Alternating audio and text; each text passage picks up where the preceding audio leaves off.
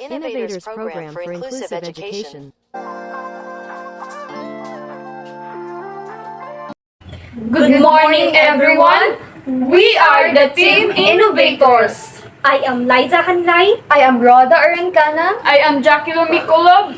Today, we will be having a question and answer portion about the psychological, philosophical, and historical emotional basis of special and inclusive education. First, what is cognitive development?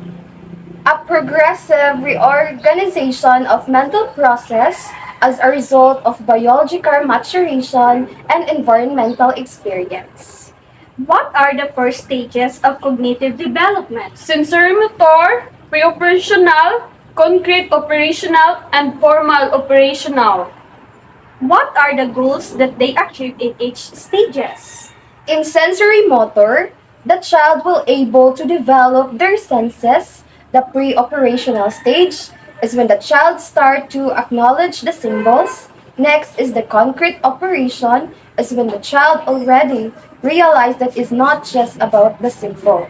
There are operational thoughts like conservation. In the formal operation, the child can begin to understand abstract concepts.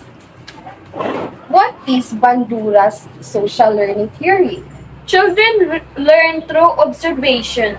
He also says that mental state is important to learning, and last, learning does not necessarily lead to behavior change. What are the four educational process? The attention, retention, reproduction, and motivation. Why are mediational process part of the inclusive education? It is because we wanted our students to actually be effective, not just in the classroom, but also outside, particularly in the society, in the country, or we are in. So, what is scaffolding? It is a social interaction plays a critical role in children development or learning. What are these two cultural developments? First is the social level, and the second is the individual level. First between two people inter-psychological, and then inside the child intra-psychological. So, what is the ZPD?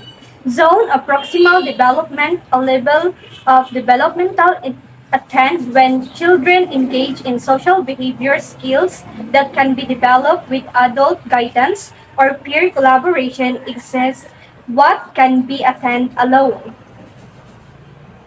What is the suitable learning? Learning that takes place in the same context in which is applied. What is the highlights of suited learning? Place students in authentic learning situations where they are actively immersed in an activity while using problem solving and critical thinking skills. What is inclusivity?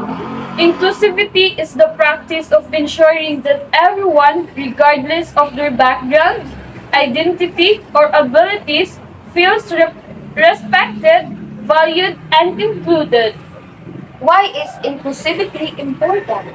Inclusivity is important because it promotes diversity, fosters a sense of belonging, and enables equal opportunities for all individuals, leading to a more just and humorous society. How can inclusivity be promoted in school? Inclusivity in school can be promoted by implementing inclusive curriculum, creating a safe and welcoming environments for all students, providing resources and support for diverse learning, and encouraging a culture of respect and acceptance. What are some benefits of practicing inclusivity in the workplace? Practicing inclusivity in the workplace can lead to increased employee morale, engagement, and productivity. It also helps attract and retain diverse talent, encourage innovation, and foster a positive and inclusive organizational culture. How can individuals contribute to promoting inclusivity in their communities?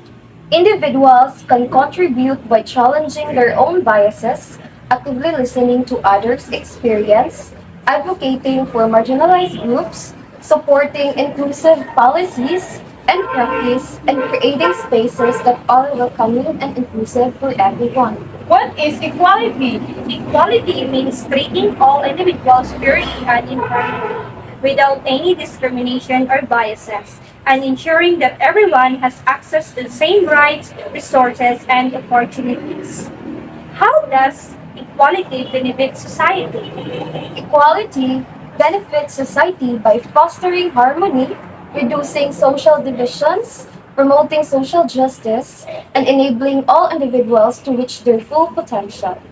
How can promoting equality help combat discrimination and prejudice? Promoting equality helps combat discrimination and prejudice by challenging stereotypes, promoting understanding and empathy, and creating environments where diversity is valued and celebrated.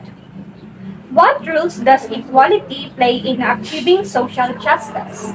Equality plays a crucial role in achieving social justice by challenging systemic inequalities, advocating for equal rights and opportunity, and ensuring that marginalized and underrepresented groups are treated fairly in given authorities. What are some benefits of promoting LGBTQ and equality?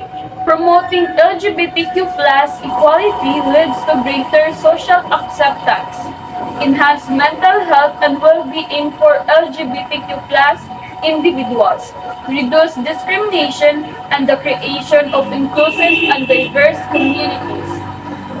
What is the Convention on the Rights of the Child? In 1989, something incredible happened against the backdrop of a changing world order. Leaders came together and made a historic commitment to the world children.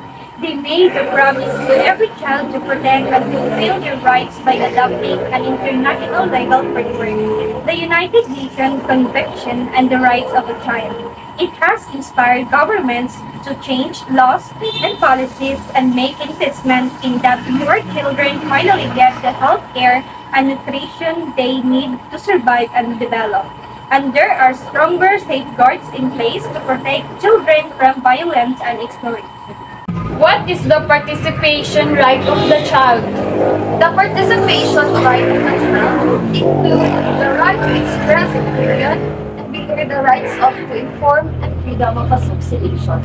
Then why non-discrimination is important of the fundamental rights of the child?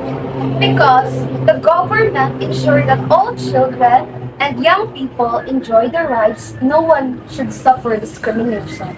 Why was UNESCO as created?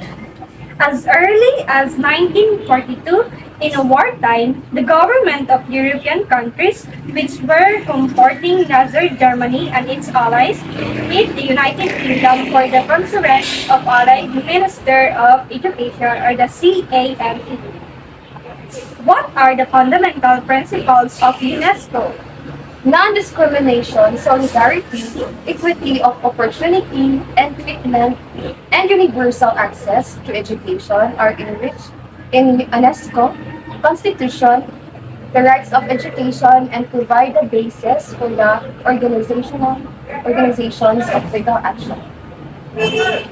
When is the solidarity affirmed? In year 2000, global community affirmed solidarity that no country seriously committed to education for all be thwarted in their achievement of this goal by a lack of resources, equality for opportunity and treatment. What is the purpose of Education for All, or the EFA? The purpose of Education for All is to provide equality basic education for all children, youth, and adults. Why does Education for All Goal 1 expand early childhood or care and education? Because the education for all goal is to expand and improve comprehensively early childhood and education for the most vulnerable and disadvantaged children. Education for All goals aim of what?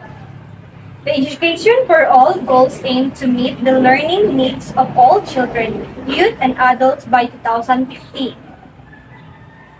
What is the K-12 inclusion policies? K-12 inclusion policy is a responsive to rights and recognizes and respects rights relevant to their context. Again, we are the innovators. I am Liza Handay. I am Rhoda Ermigana. I am Jackie Lomiculo. We hope you have learned about what we discussed.